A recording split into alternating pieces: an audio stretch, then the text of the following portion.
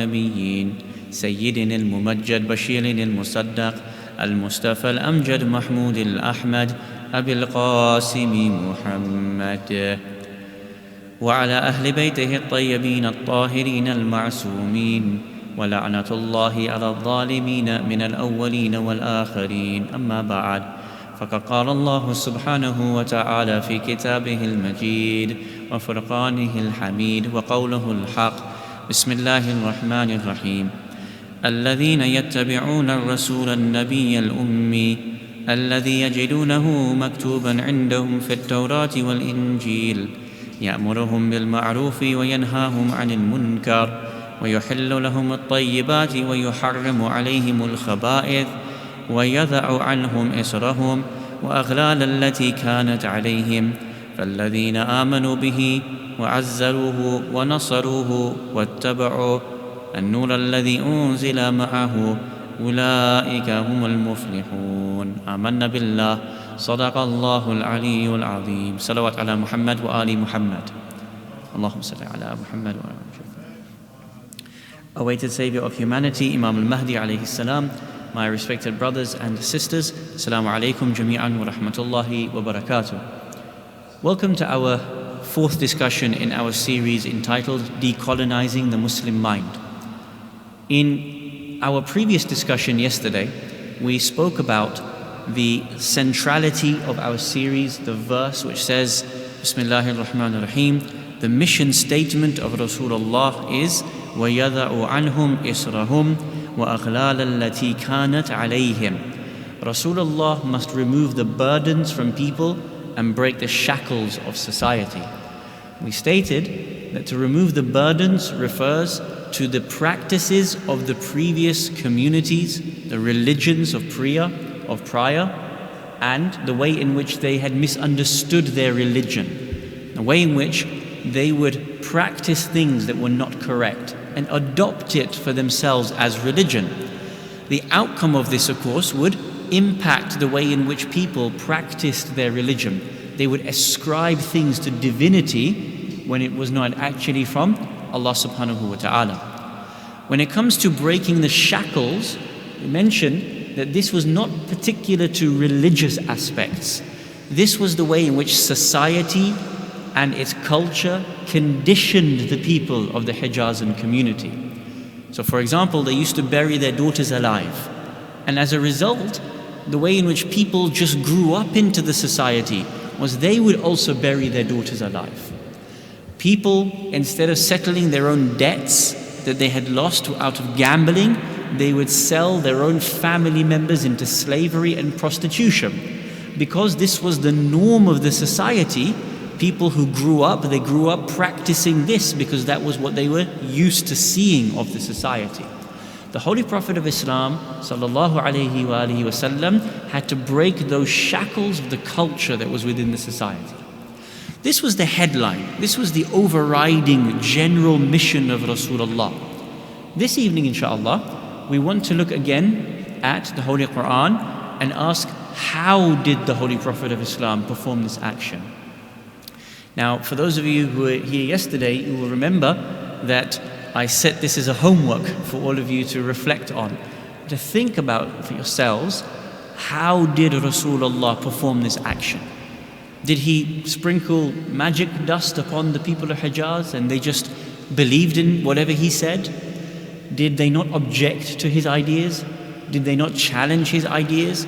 Did Rasulullah force them by the whip or the sword for them to follow these actions? And if they were, then how would this have meant that they performed this action from their own volition? If I came to you and I said, you have to pray, and if you don't, I'm just going to whip you, you will pray, but you will pray a type of prayer that is based upon fear. It will not be through your own volition. You yourself will not perform the action because you want to perform it, because you understand the benefit of performing that action. And so when you have community of hundreds, thousands of tribes across the Arabian Peninsula, and they are practicing these sorts of things for hundreds of years, the Holy Prophet of Islam has to act in a way that actually breaks the shackles of society that has caused them to debilitate their own soul for so long, but in a way in which makes them want to be able to do that. They themselves see the benefit in no longer practicing what they were practicing.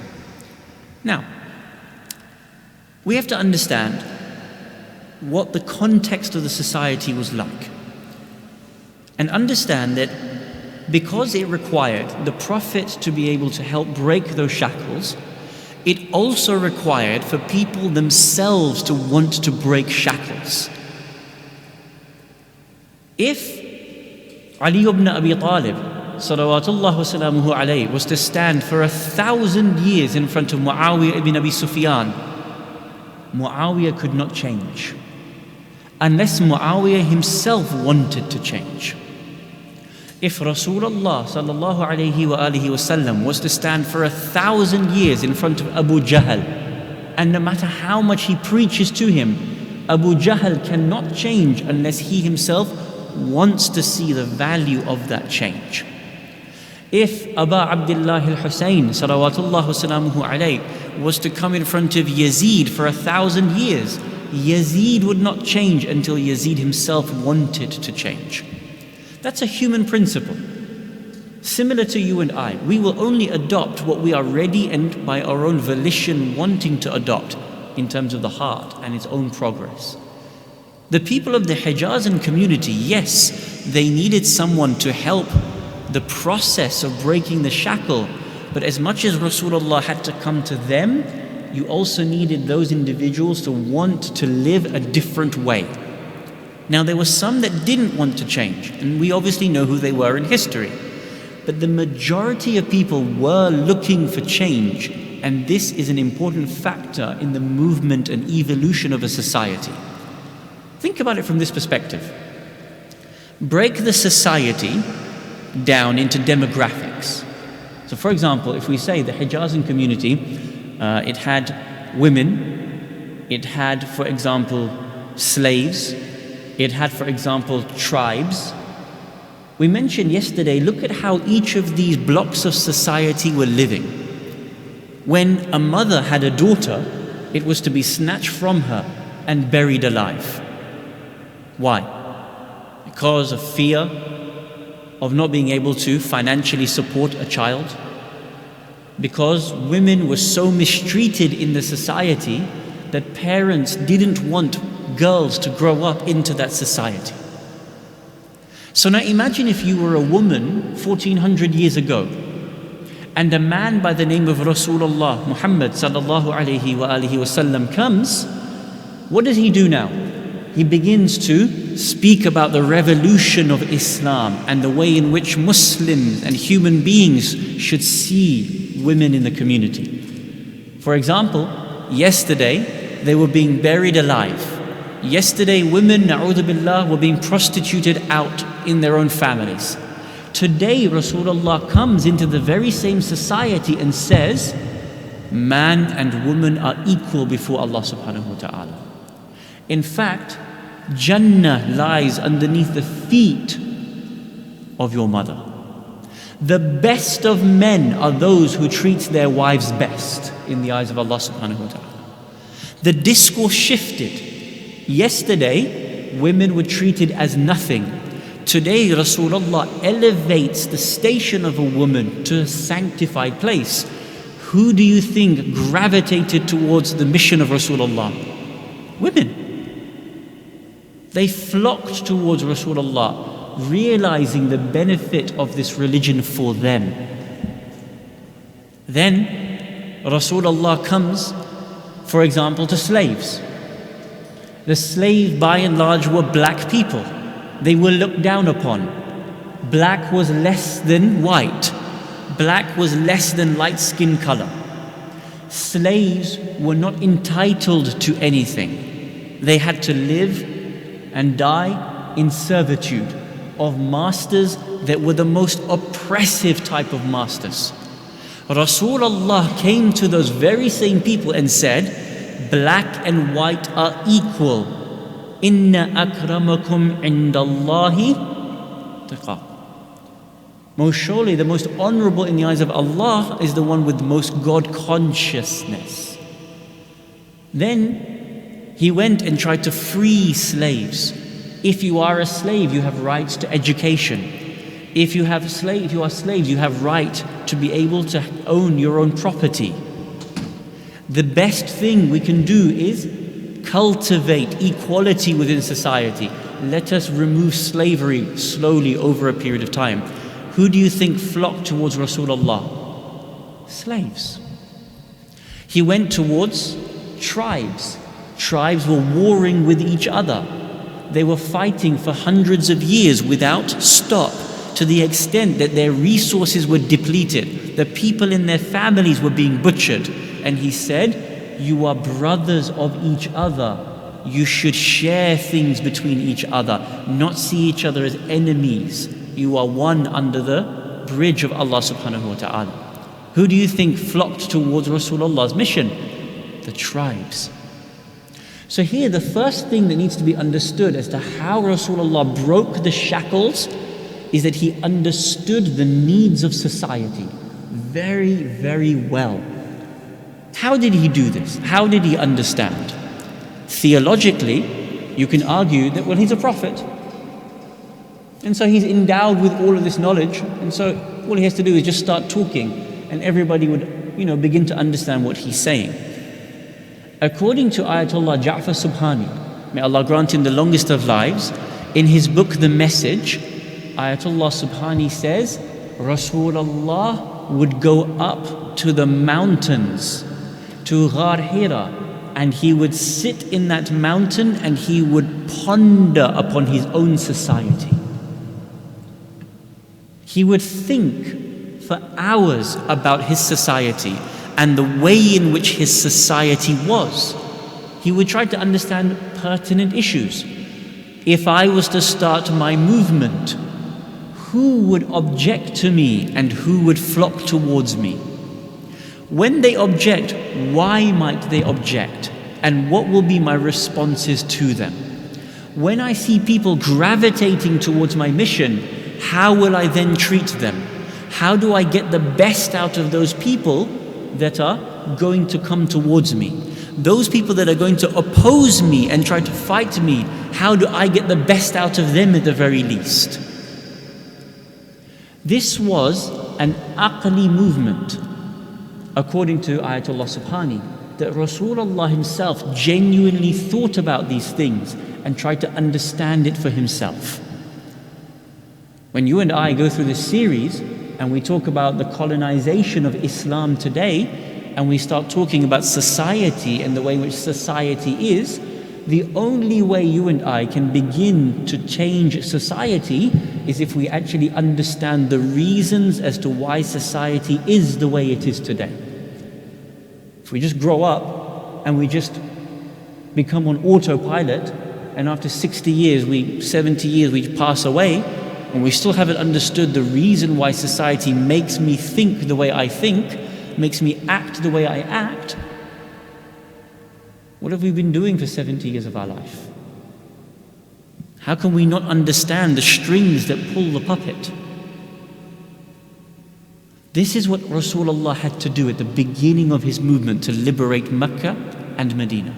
Now, as we go into this, we want to ask ourselves, what were the specific challenges in Mecca and what were the specific challenges in Medina, and how exactly did the Holy Prophet of Islam go about the movement to be able to liberate society? In Mecca, what was the primary challenge of the Meccan community? What was the greatest thing that they were doing, or the worst thing that they were doing? Idol worship. They had 365 idols which were inside the Holy Kaaba, and each tribe had their own idol. The idols would be representative of different things. So for example, there would be an idol for trade. There would be an idol for war. There would be an idol for blessing for children. And people would come and give offerings to that idol and expect there to be receiving something. Idol worship is the greatest sin in the eyes of Allah subhanahu wa ta'ala. In the Holy Quran, Allah subhanahu wa ta'ala says, He may forgive every sin, but He may not forgive shirk, idol worship. Think about this question for a minute. Why? What's the big deal? Imagine Allah subhanahu wa ta'ala, a Lord that is so grand, He is not overcome by the distance of this universe, the age of this universe, the hottest sun in this universe.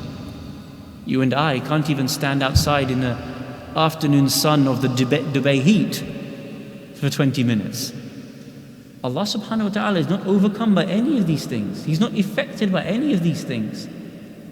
Why then does Allah subhanahu wa ta'ala take such exception to idol worship? There's two types of idol worship. The first type of idol worship is the worship of idols, sticks, stones, statues. And the other type of idol worship is where we create gods of ourselves. So for example, if the one who is in sajda, and as he's going into sajda says to himself, I hope I get a mark of prostration on him, then people will see how religious I am. People will see how much of a muttaqi I am. This is shirk. This is an idol. The idol is you and your ego and the hope that someone sees that little mark of prostration upon the forehead. The other type of shirk that was faced within the Hijazan community was the shirk of idol worship, of taking sticks, stones, mud, clumping them together and calling it Lat and Uzza and Manat and Ra'ina and all of these different types of gods. So I ask again, what's the big deal? Why should a Lord as magnanimous as Allah subhanahu wa ta'ala find problem with human being worshipping an idol? And what is the relationship between this problem and all the other problems that were present within the Meccan community?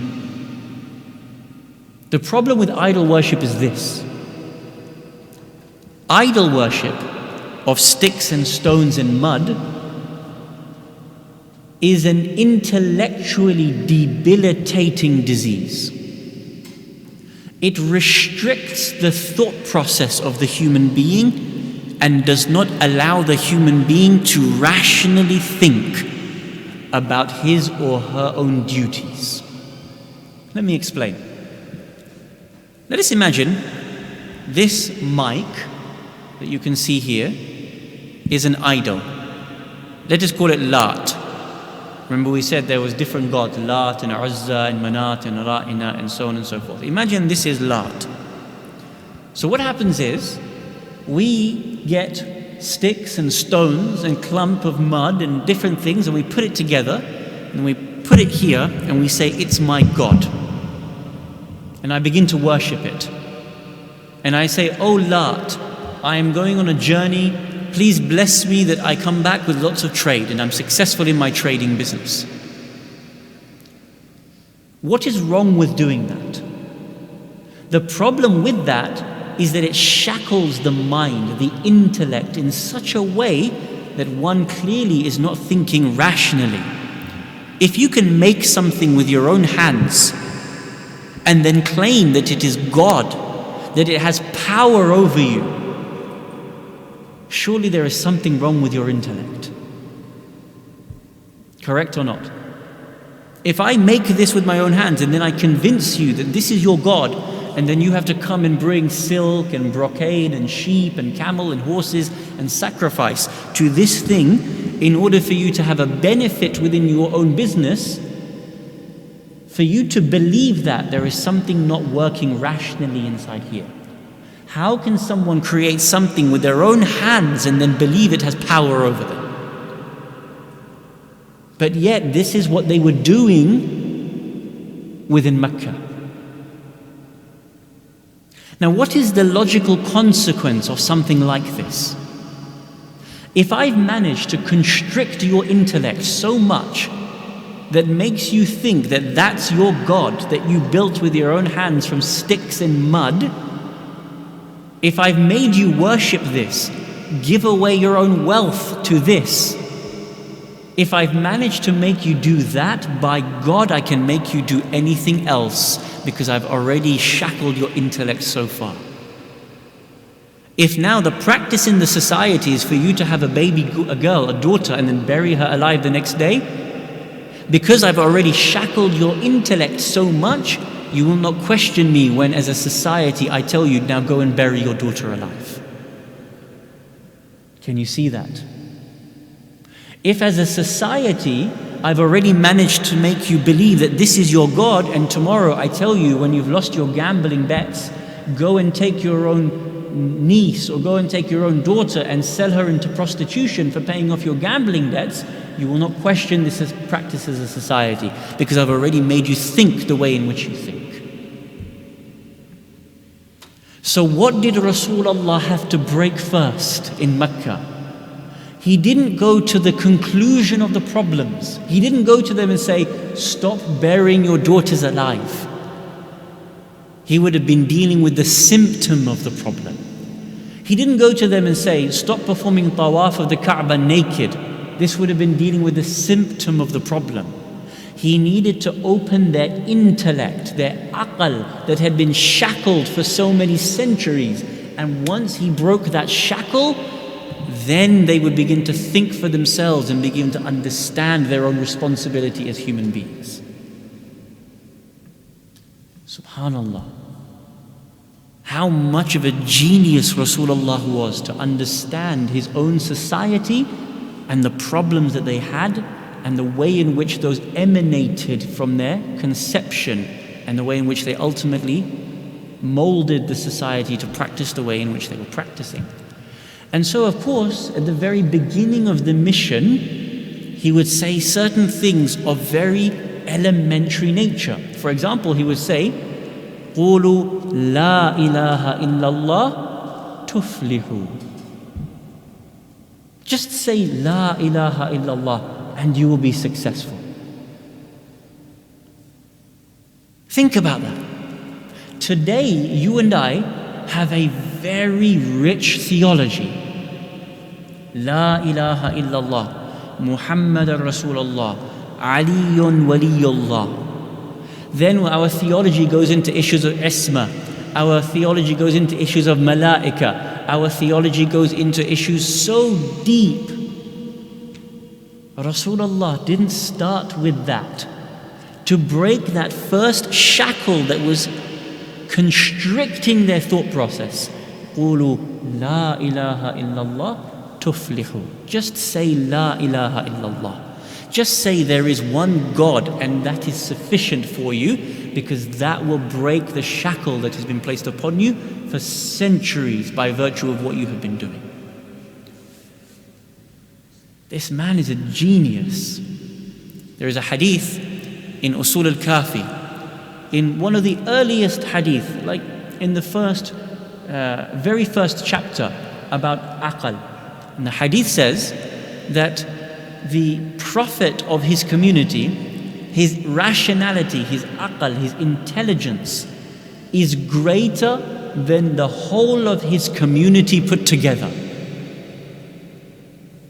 You could take the whole community, every genius that is existing today, take Noam Chomsky and take Jeffrey Sachs and take every PhD, put them together, they will not be able to challenge the rationality of Rasulullah Muhammad sallallahu alayhi wa alihi wa sallam.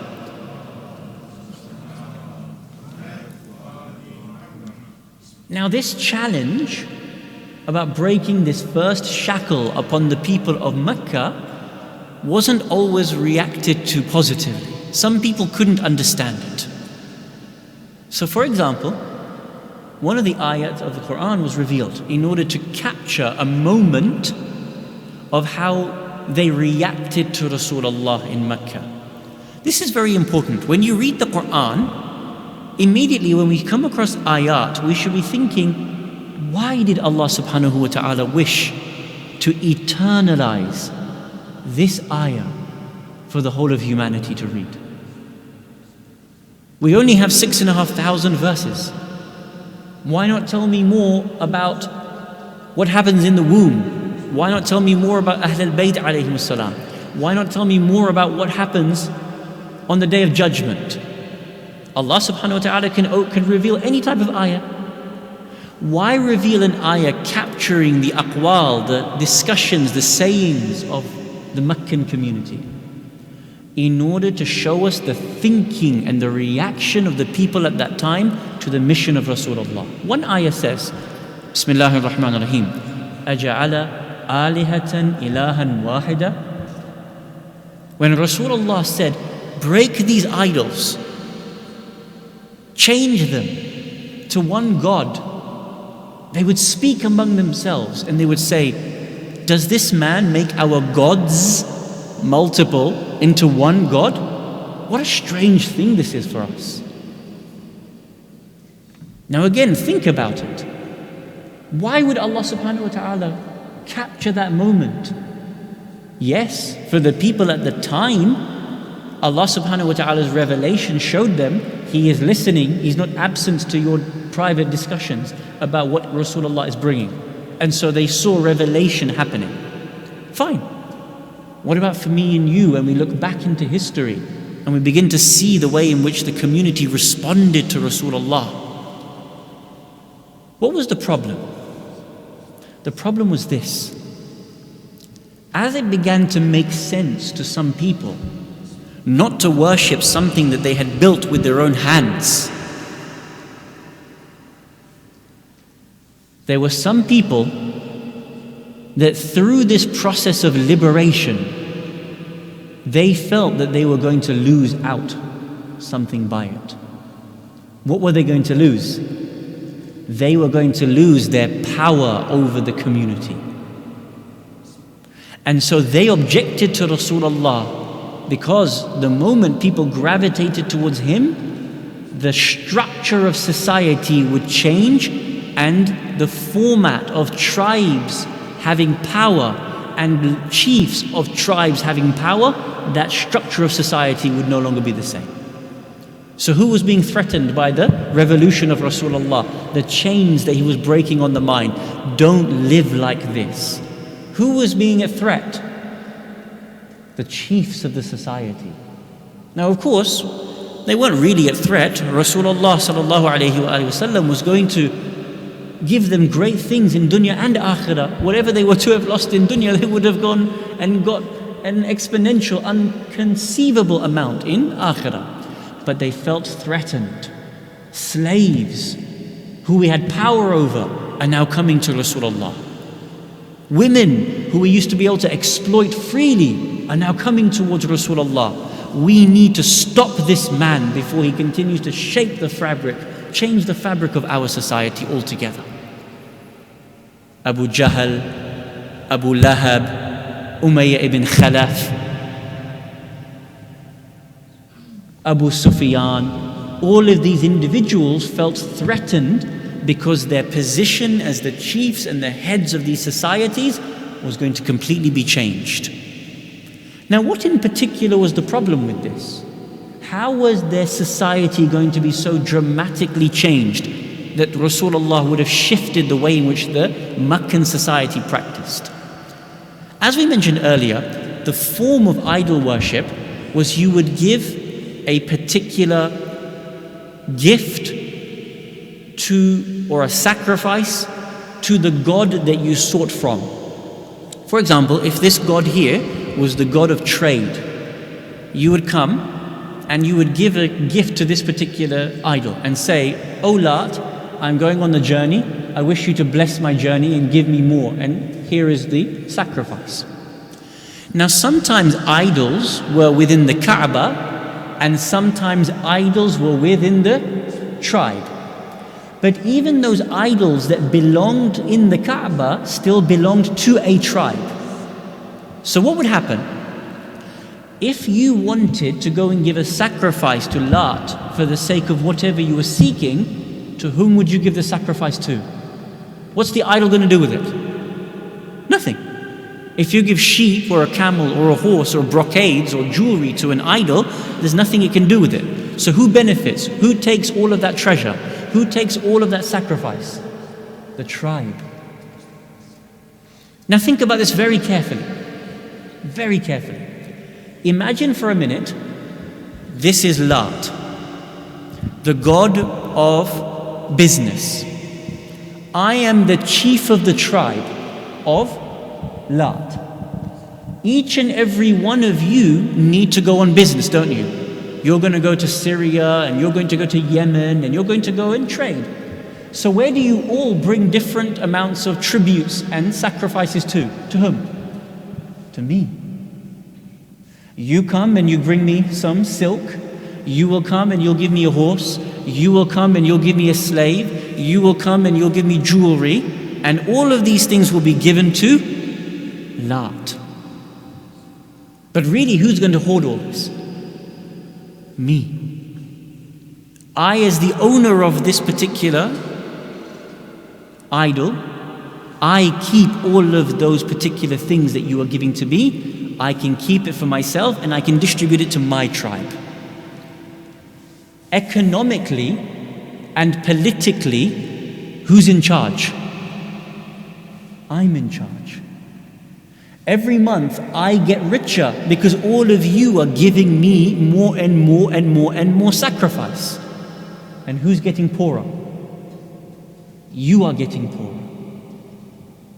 Which tribe becomes stronger? My tribe becomes stronger. Which one becomes weaker? Your tribe becomes weaker. Politically, who is now in charge? Because I say, my God is the one who's going to give you your benefits, and if you don't give to me, I won't give to my God, and therefore you won't get the benefits of the sacrifice. Politically, who's in charge? I'm in charge. This was the structure of the Meccan community. So when Rasulullah came and tried to break the idols and change all of those multiple gods into one God, what did they say? أَجَعَلَ آلِهَةً إِلَهًا وَاحِدًا? Does he make all of these multiple gods into one God? What a strange thing this is. Why would I say it's a strange thing? Because the moment he breaks my idol, I lose economic and political power over all of you. So Rasulullah had to deal with this within Mecca. He had to break the shackles on their intellect and make them start thinking for themselves. He needed them to realize the way in which they had been brought up was shackling their thought process. That they could not grow past this. They could not see why their acts were unethical. They could not see the structure of society and the way the structure of the society would not allow them to grow. And all of it was predicated on this idol worship. And so the most important thing Rasulullah had to do was break the idols of that community. This shows us the greatness of Rasulullah, the intellectual rigor, the understanding of his own society that he had. And indeed, every one of the A'imma alayhimus salam understood their own societies and the needs of their own times and the particular things that shackled their own society at that time. Let us mention a story to give you a practical example of the way in which Rasulullah broke the shackles of the society and opened their aql, their ability to rationally think for themselves. This story is mentioned more in the books of our brothers, the Ahl Sunnah wal Jama'ah, but is a fiqhi principle, even within the Shi'i jurisprudence. And the story is narrated by Amir al-Mu'mineen Ali ibn Abi Talib salawatullah wa salamuhu alayhi.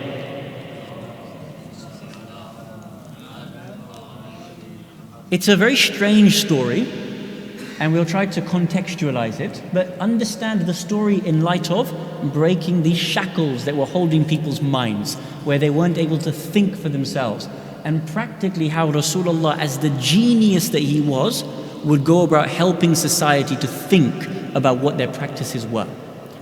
The hadith says, a tribe converted to Islam. And so, Rasulullah sent a companion to the tribe in order to teach them Islam.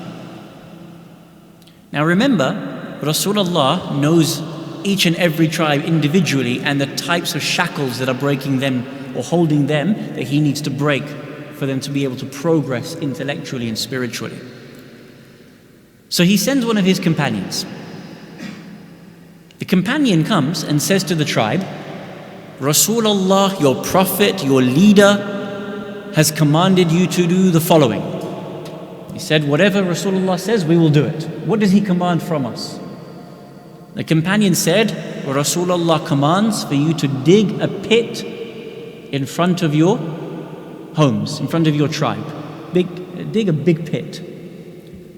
And so they all got together and began to dig, and a couple of hours later the pit is dug, large pit, empty. Now what? The companion says, Rasulullah says, fill it up with wood and brush. So they begin to go and gather wood and brush, and they put it inside the pit. Now what? Rasulullah says, set it alight. So they begin to set it alight. Now there's a huge blaze inside this pit, burning. Now what do we do?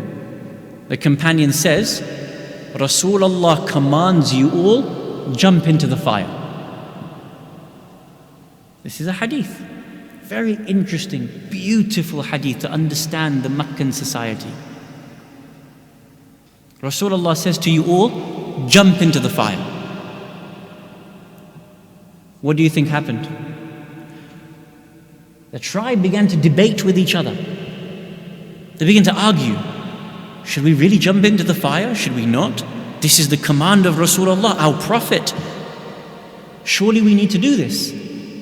And eventually, the tribe split into two. Half said, we have to follow what the messenger says. We have to jump into the fire. The other half said, how can we jump into the fire? We'll be committing suicide. This can't be what the Prophet wants us to do. It doesn't make sense. After a few minutes of arguing, what do you think happened? The half of the tribe that said we should not jump into the fire overcame the other half, and the entirety of the tribe said, we refuse, we will not jump into the fire. The companion said, you're going to disobey Rasulullah? They said, yes. The companion went back, said, Ya Rasulullah, I did exactly as you were commanded. I told them to jump in the fire. They deliberated and argued upon it. Then they decided not to jump in the fire. What do you say? Rasulullah said, had they jumped into the fire, on the day of judgment they would have been raised in fire as well. Then he gave a hadith which has become a principle, an asl within ijtihad until today. The asl is, there is no obeying the created in disobeying the creator. It's wajib to listen to your parents, correct? If your parents tell you, don't pray salah, what do? You have to listen to Allah subhanahu wa ta'ala. There is no obeying the created if you're going to disobey the creator. And so, had they jumped into the fire, they would have been performing suicide and they would have been doing something against Allah subhanahu wa ta'ala. Now think about this hadith for a minute. Many people will challenge it, and this is a secondary issue. People will say, what about the story of the companion Harun al-Makki that jumped into the tannoor of Imam Sadiq alayhi salam? This is a secondary thing, and we can discuss this another time to reconcile the hadith.